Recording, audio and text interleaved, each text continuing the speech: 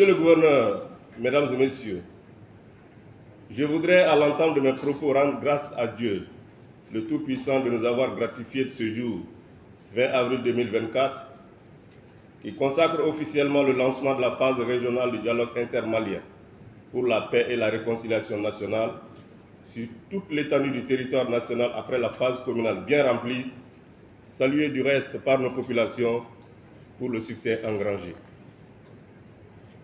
Notre région, à l'instar des autres, donnera ainsi suite à la volonté hautement et solennellement exprimée par le chef de l'État, président de la transition, son Excellence colonel Assimi Goïta, de trouver une alternative nationale salvatrice, crédible et innovante à l'accord dit d'Alger, aux différents accords de partenariat, notamment militaires, qui ont brillé par leur incapacité notoire à nous apporter la paix, la cohésion sociale, l'unité nationale et le développement véritable, légitimes aspirations de tout le peuple malien, pour l'avènement desquelles il demeure résolument engagé, de même que tous les pouvoirs publics qu'il a su impulser pour la circonstance.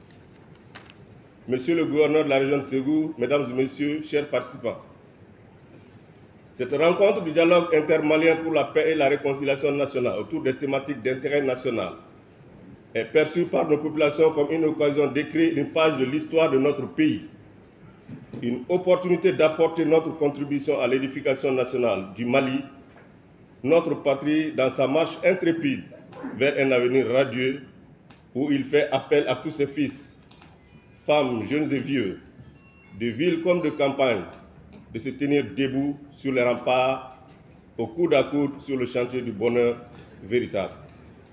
Vous comprendrez alors aisément, monsieur le gouverneur, mesdames et messieurs, la joie qui m'anime en tant que maire de voir la commune urbaine de Ségou que je dirige recevoir l'honneur et la lourde responsabilité, encore une fois, d'abriter les travaux d'une si grande et importante rencontre dédiée à nous consulter et à recueillir les propositions de nos communautés à la base pour qu'elles se retrouvent dans les politiques publiques de paix, de sécurité, de cohésion sociale, d'unité nationale et de développement conçus en leur nom et pour leur bonheur. C'est d'ailleurs pourquoi il me plaît très sincèrement, au nom des populations ségoviennes, du conseil communal et au mien propre, de vous remercier pour cette marque de considération en notre ville et de souhaiter à toutes et à tous, ici présents, la fraternelle et chaleureuse bienvenue dans la cité hospitalière de Balanzan et un bon séjour parmi nous. Nos valeurs culturelles multiséculaires de dialogue, du Maya, du Djatigia, etc., seront à votre entière disposition pour vous assurer un bon séjour. Monsieur le gouverneur, mesdames et messieurs, distingués invités, jamais Ségou n'est resté à la traîne lorsqu'il s'agit du Mali. Je reste convaincu que la présente rencontre ne dérogera point à la règle et la montagne ségovienne n'accouchera jamais d'une souris. Vérité de temps anciens, vérité de tous les jours. Plein succès aux travaux du dialogue intermalien pour la paix et la réconciliation nationale, phase régionale de Ségou. Puisse l'Éternel protéger le Mali et les Maliens. Ensemble, nous ferons le Mali de demain, havre de paix et de bonheur pour tous. Je vous remercie de votre aimable attention. Comme vous le vivez, la crise que traverse le Mali depuis près de 30 ans s'est exacerbée malgré les nombreuses initiatives des autorités maliennes. J'ai cité entre autres les accords de Tamaracet du 6 janvier 1991, le pacte national du 11 avril 1992, la flamme de la paix organisée à Tombouctou le 27 mars 1996, l'accord d'Alger du 4 juillet 2006, l'accord préliminaire de Ouagadougou du 18 août 2013, accord pour la paix et la réconciliation du Mali issu du processus d'Alger en 2015, la conférence d'entente nationale le 27 mars 2017, le dialogue national inclusif le 14 décembre 2019, les assises nationales de la refondation de l'État au niveau national tenues à Bamako les 27, 28, 29 et 30 décembre 2021. Que de concessions faites de 1991 à 2021 et pour quels résultats?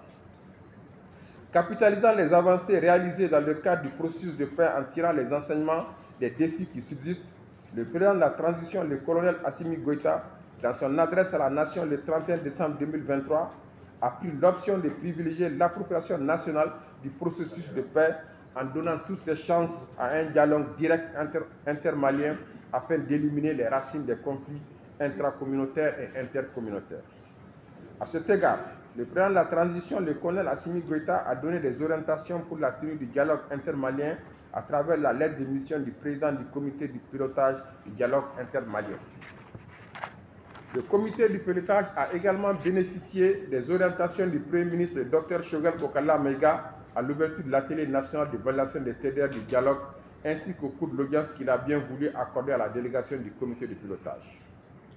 Monsieur le gouverneur, mesdames, messieurs les participants, ce dialogue intermalien se tient dans un contexte favorable, marqué par l'affirmation de la souveraineté retrouvée à travers, entre autres, la prise de décisions aussi audacieuses qu'heureuses comme la dénonciation de l'accord de défense et de la convention fiscale avec la France, la fin des opérations Barkhane et Takuba, le retrait du Mali de G5 Sahel, la dénonciation du statut de la France comme porte-plume du Mali aux Nations Unies, le retrait de la MINUSMA, la création de l'Alliance des États du Sahel, la réhabilitation des légitimités traditionnelles, la dénonciation de l'accord pour la paix et la réconciliation issu du processus d'Alger, le retrait du Mali de la CEDEAO, le retour de Kidal dans les giron de l'État malien, la réappropriation nationale du processus de paix et de réconciliation nationale. Le Mali est fatigué. Que d'amitié brisée, de communautés désintégrées, de liens sociaux déchirés, de réputations détruites, des liens de fraternité désarticulés, des biens publics et privés détruits, de morts, d'écoles fermées, de personnes handicapées, de personnes déplacées internes, de réfugiés et que sais-je encore. La confiance multiséculaire et le vivre ensemble semblaient être rejetés au calendrier grec. Le linge sale malien ne se lavait plus en famille. L'amour pour la patrie a disparu dans les mains de la démocratie dont le boom annoncé s'est transmis en boomerang tout azimut.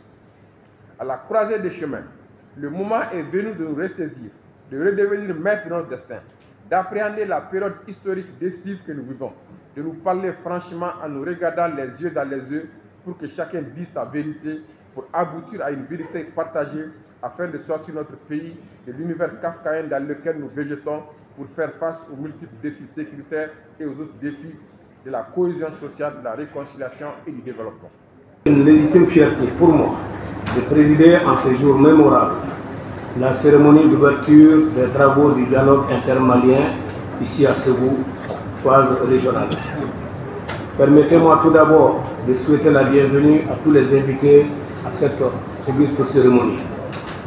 Je voudrais ensuite saluer et remercier les plus hautes autorités de notre pays pour cette belle initiative de créer encore une fois de plus ce cadre d'échange et d'interaction entre les fils et les filles du pays sur le devenir de la nation sans interférence étrangère aucune. En effet, notre pays, le Mali, est à la croisée des chemins face aux problèmes existentiels auxquels il est confronté depuis plus d'une décennie. La rectification de la transition intervenue en mai 2021 a permis aux autorités nationales de prendre des mesures courageuses d'appropriation de la gestion de la crise malienne. C'est dans ce cadre que pour répondre à une volonté populaire, le président de la transition, son Excellence le colonel Assimi Goïta, chef de l'État, a dans son adresse à la nation du 31 décembre 2023 décidé d'enclencher une dynamique d'appropriation nationale de la gestion de la crise en instaurant un dialogue direct entre les Maliens, par les Maliens et pour les Maliens. Mesdames et messieurs, c'est dans cette optique que se tiennent les concertations du dialogue intermalien pour la paix et la réconciliation nationale. Population de la région de Ségou, ces journées de dialogue sont les vôtres et vous devez vous les approprier. C'est pour nous une occasion de grande écoute, de partage et de réflexion, afin de dissiper nos malentendus, nos incompréhensions pour une paix durable et un vivre ensemble dans notre chère patrie. Mesdames et messieurs, je voudrais à cette occasion vous inviter à un échange franc et fructueux sur les 5 thématiques identifiées par le comité de pilotage du dialogue intermalien. Il s'agit 1. Paix, réconciliation nationale et cohésion sociale. 2. Questions politiques et institutionnelles. 3. Économie et développement durable. 4. Aspects sécuritaires et défense du territoire. Enfin 5. Géopolitique et environnement international. Au cours de ce dialogue, nous devons prendre les décisions courageuses, pertinentes et réalistes, à travers des discussions franches, courtoises et constructives, afin que cette paix, ce vivre ensemble et cette sécurité tant souhaitée, soit une réalité. Mesdames et messieurs, il faudrait que nous, population de la région de Ségou, forces de défense et de sécurité, services de l'État, jeunes, femmes, leaders communautaires, leaders religieux d'opinion, etc., nous nous approprions le trinôme paix, sécurité et réconciliation, que nous nous donnions la main et le cœur, que nous banissions toute forme de violence, d'injustice et de haine pour que notre pays redevienne le Mali d'antan, le Mali qu'il a toujours été. Mesdames et messieurs, votre rôle est plus que déterminant dans la recherche de solutions à la crise malienne.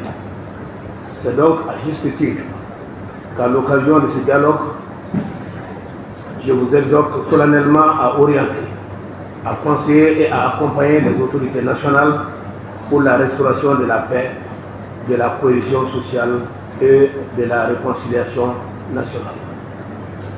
Mesdames et messieurs, j'ose espérer que les conclusions et recommandations auxquelles nous allons aboutir au bout de ces 3 jours de concertation contribueront à poursuivre aux réflexions de la phase nationale du dialogue intermalien qui se tiendra à Bamako dans les jours à venir.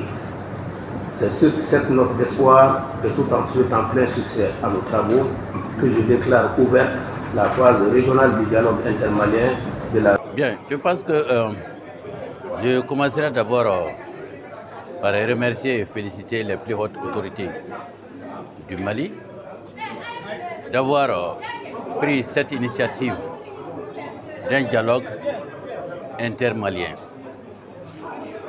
Dialogue intermalien, c'est ce qu'il faut actuellement pour les problèmes du Mali. Et on ne peut pas imposer un dialogue entre les frères. Le mieux que ces frères eux-mêmes s'asseyent, se regardent les yeux dans les yeux pour discuter les différents problèmes qui les assaillent et faire des propositions pour enrayer ces problèmes-là.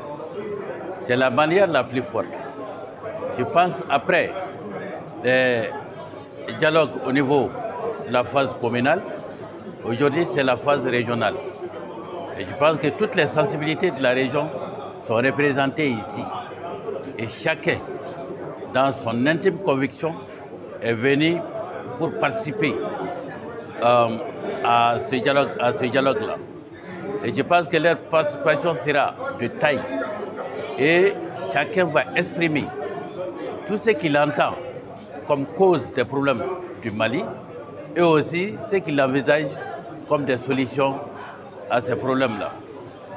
Je pense que ces solutions, quand on va les récolter et quand on va planifier la mise en œuvre de ces solutions, ça sera s'aimer une paix durable, une paix qui vaut vraiment, qu'il faut pour les Maliens. Parce que la paix édictée par l'extérieur n'est pas une paix durable. Mais la paix concoctée, envisagée par les frères eux-mêmes, c'est ça la réelle paix, et c'est cette paix qui va être durable. Et il le faut aussi parce que nous avons besoin de développer ces pays-là. Tout le monde sait qu'il n'y a pas de développement sans paix. Donc une fois qu'on sera d'accord avec les lignes de la résolution de tous les problèmes du Mali, on ira aussi pour faire des propositions concrètes dans le sens économique et dans le sens du développement durable de ce pays-là. Voilà un peu ce à quoi on s'attend sur la tenue de cette phase régionale de ce dialogue intermalien. Quelles sont vos recommandations? Les recommandations, c'est demander une participation de taille à tous les participants. Que chacun en fasse vraiment les siens pour y participer avec qualité et parler sans réserve sur les problèmes qui assaillent vraiment le pays et pour qu'on puisse avoir des solutions idoines. Que des recommandations fortes puissent être faites à l'issue de ces dialogues au niveau régional et que ces recommandations puissent vraiment nous permettre de planifier tout ce qui est des actions de paix dans notre pays.